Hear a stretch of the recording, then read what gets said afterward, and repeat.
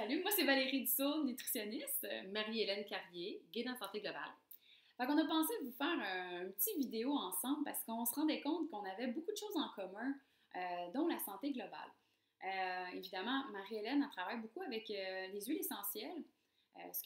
Souvent, moi, c'est plus alimentation, donc c'est sûr que ce que je trouve intéressant, c'est qu'il y a bien des similarités. Hein. Quand on parle de citron puis l'huile essentielle de citron, je trouve qu'on peut trouver des bénéfices pour des symptômes ou la santé des gens. Fait qu'on a pensé plus précisément vous parler des hormones. Ouais, parce que je pense qu'on a toutes les deux, on reçoit beaucoup de questions sur le sujet, puis j'imagine que ça vous interpelle aussi parce que les hormones sont essentielles pour tous les cycles de la vie. Là. Autant le bébé, s'il n'y a pas d'hormones, mais il ne va jamais grandir.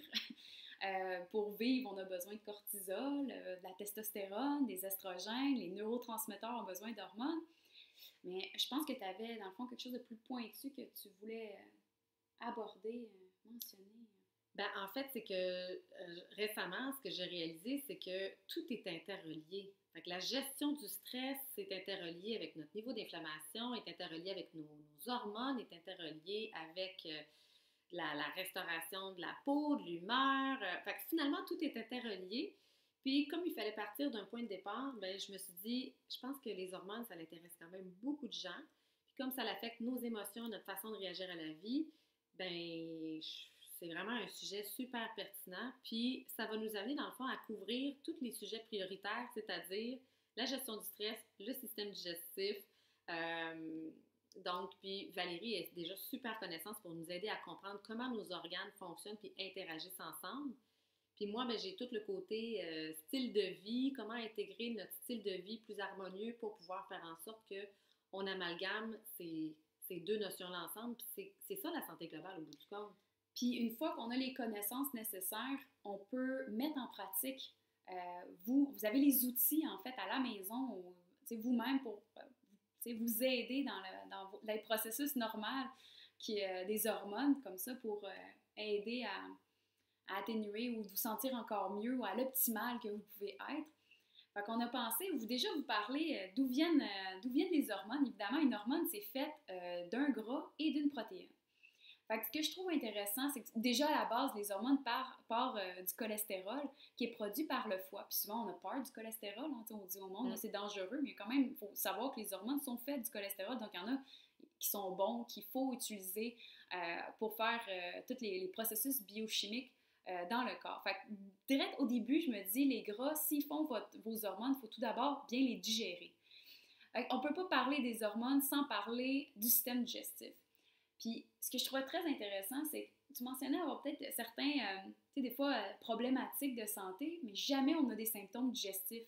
Non, vraiment pas. Là. Moi, toute ma vie, la seule chose que j'avais, c'est des rots. Fait que je voyais pas ça comme un problème. Donc, si j'allais voir le médecin, puis qu'on me demande est-ce que tu as des problèmes de santé, non. Puis je trouve que la moyenne des gens, quand ils viennent nous voir en consultation, c'est si on leur pose la question est-ce que tu as des problèmes de santé, ils viennent nous voir pour perdre du poids, ils viennent nous voir parce qu'ils ont un symptôme franc.